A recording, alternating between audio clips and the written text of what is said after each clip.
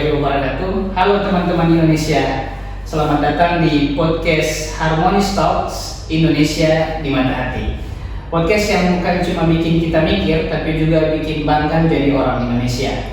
Karena di podcast ini kita akan melihat Indonesia bukan hanya dari keberagamannya saja, tapi kita juga akan melihat dari rasa persatuan, toleransi, dan cinta tanah air yang hidup di tengah masyarakat. Nah, hari ini kita bakal ngobrol santai soal visualisasi bangsa, bangga berbangsa dan bernegara Indonesia. Katanya tak kenal maka tak sayang. Jadi sebelum disayang penonton, izinkan saya memperkenalkan diri. Sebelumnya kami merupakan peserta Latsar CPNS Kabupaten Bolang Mongondo Utara kelas 3 kelompok 4 sub kelompok A.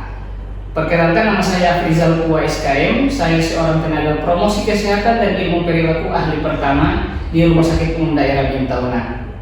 Saya selaku host yang akan memandu podcast kita pada hari ini.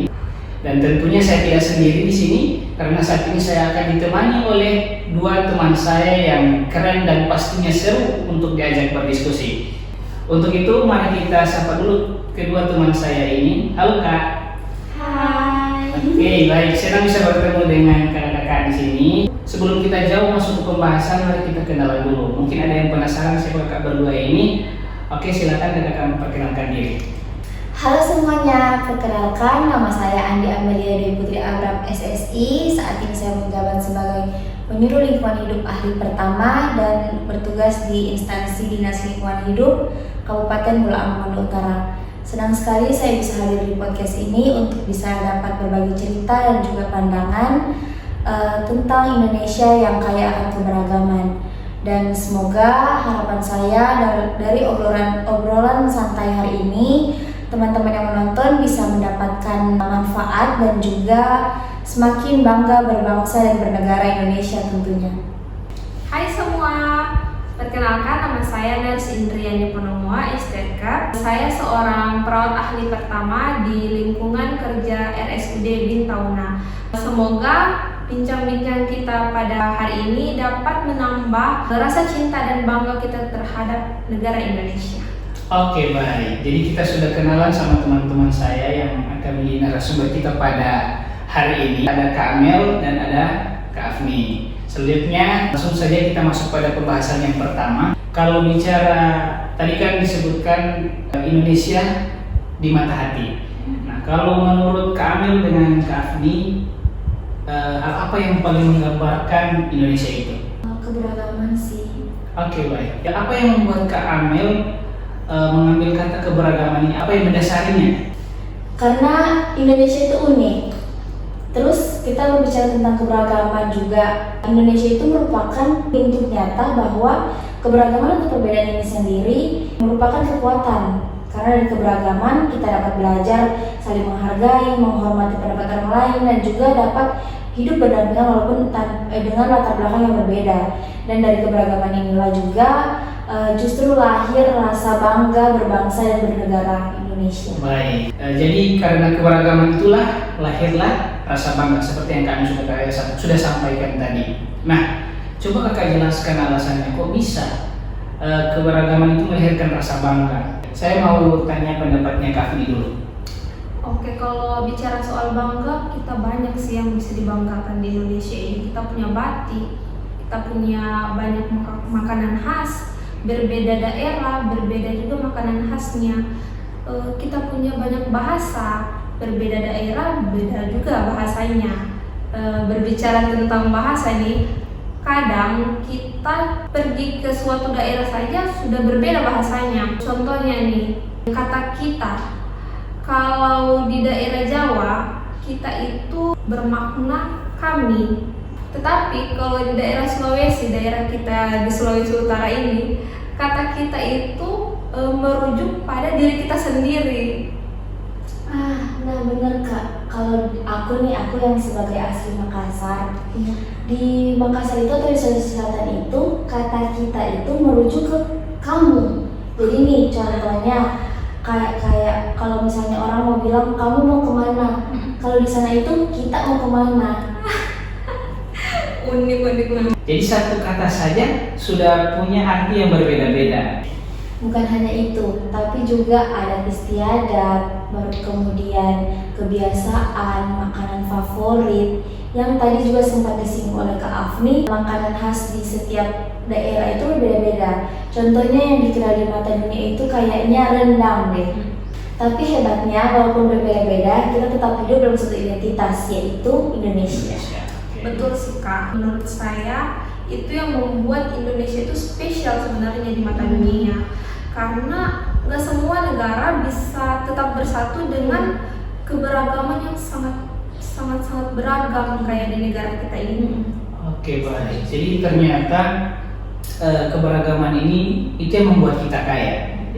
Tapi menariknya, walaupun penuh dengan perbedaan keberagaman, tapi Indonesia tetap bisa berdiri kuat sebagai satu bangsa yang utuh. Nah, ini yang membuat saya penasaran.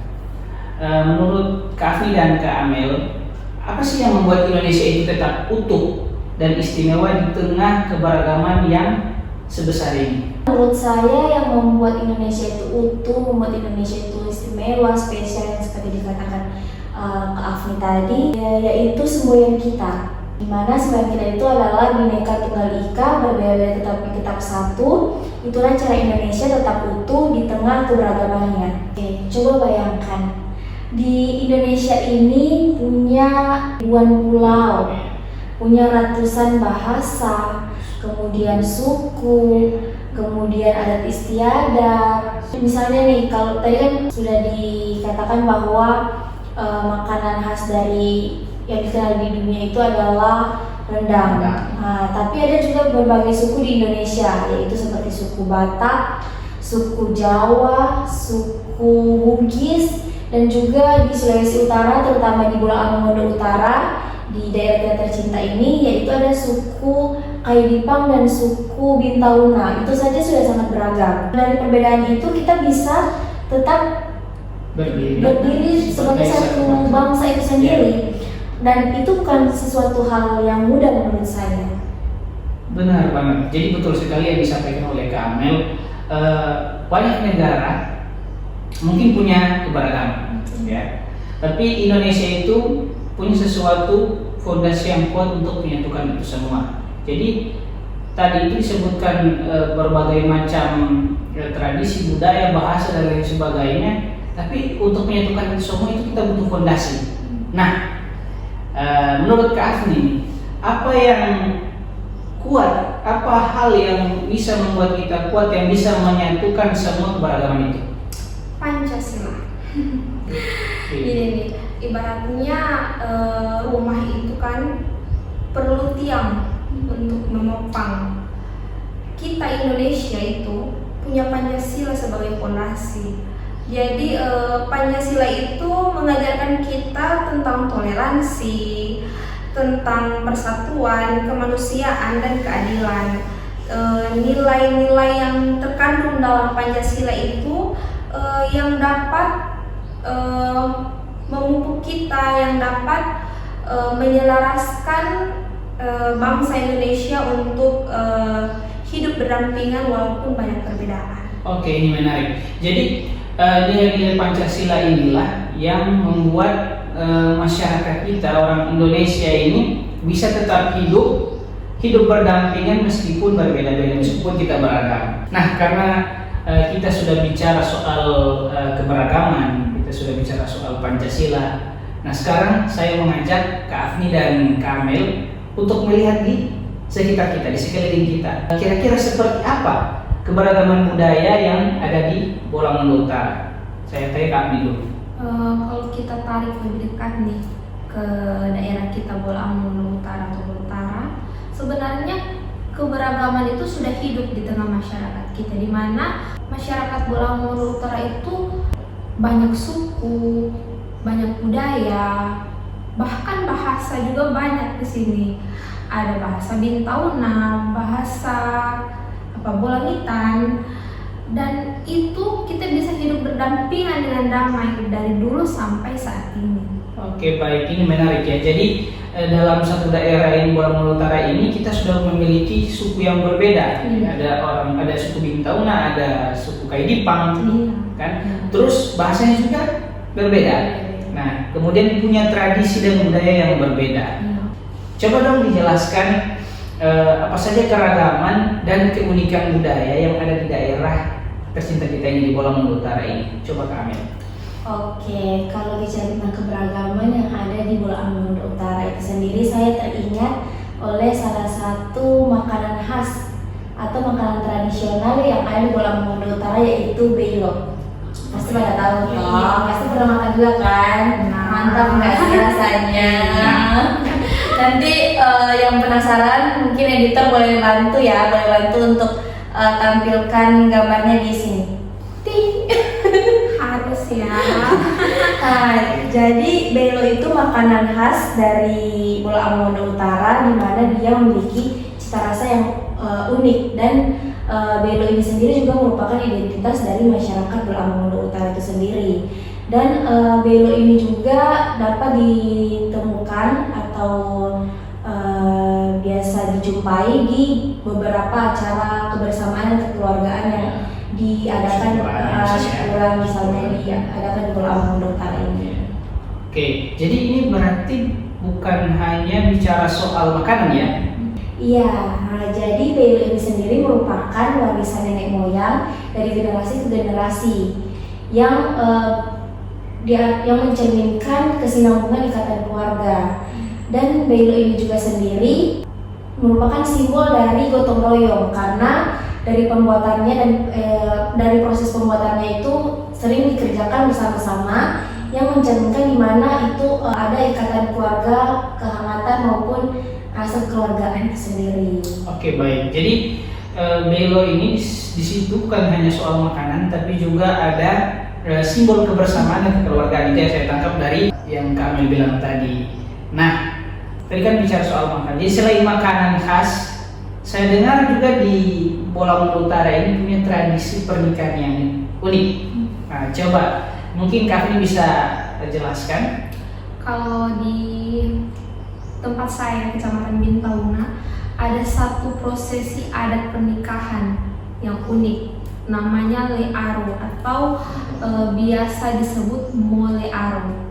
Masyarakat Bintauna sering mengartikan molearo itu adalah prosesi gosok gigi, tetapi prosesi ini diartikan sebagai pembersihan diri oleh pengantin wanita dalam memasuki dunia pernikahan. Gitu. Oke, jadi tradisi molearo ini saya tangkap tadi dari Kak Afni yang sampaikan. Jadi tradisi molearo ini melambangkan pembersihan diri dan kesiapan mempelai wanita sebelum memasuki kehidupan berumah tangga. Nah, jadi teman-teman, ternyata budaya daerah itu bukan cuma unik dan menarik, tapi juga punya makna kehidupan yang sangat dalam. Nah, mulai dari tadi makanan khas, apa tadi belo, ya, hingga tradisi adat molearo. Betul. Dan dari tadi kita sudah bicara tentang beraneka ragam budaya, suku, adat, bahasa, logat, bahkan Indonesia ini. Dan saya sebagai warga Indonesia, untuk membahas ini lagi, saya merasa bahwa saya bangga sekali, karena dari perbedaan itu kita tetap bisa satu loh. Tidak ada perpecahan di antara kita.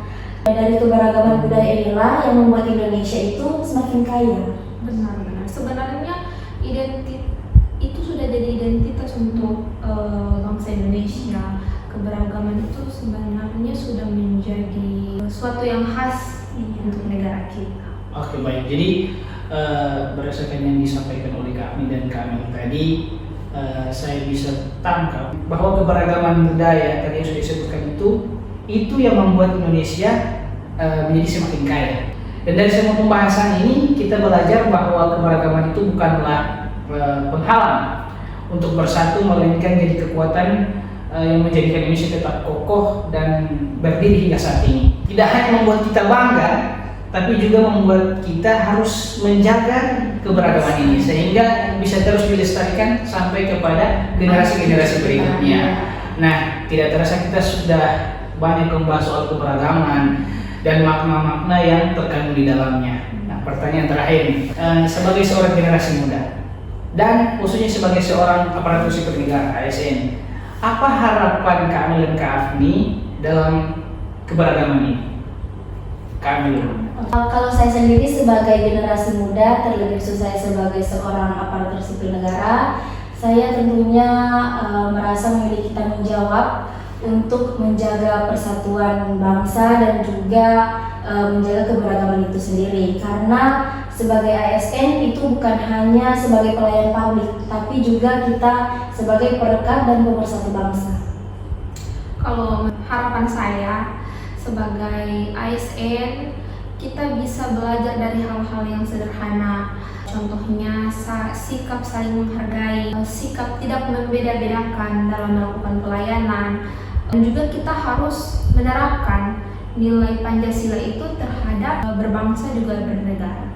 Oke, baik. Jadi tadi yang disampaikan oleh Kak Amel tadi, ada satu kata yang itu merupakan fungsi utama dari seorang ASN. Jadi selain kita sebagai seorang pelaksana kebijakan publik, seorang pelayan masyarakat, kita juga menjadi seorang perekat dan pemersatu bangsa. Jadi seorang ASN itu karena keberagaman ini bukan berarti menjadi alasan untuk berpecah, tapi malah kita yang harus menjadi perekat dan pemersatu bangsa. Oke, baik, terima kasih Kak Amel, terima kasih Kak Ami, dan terima kasih teman-teman yang sudah menonton podcast ini, Harmonis Talks Indonesia di Mata Hati. Terima kasih banyak sudah menonton kami. Kami harap bisa membawa persatuan dan bisa merekatkan seluruh keberagaman dan perbedaan yang ada di negeri kita tercinta ini. Assalamualaikum warahmatullahi wabarakatuh.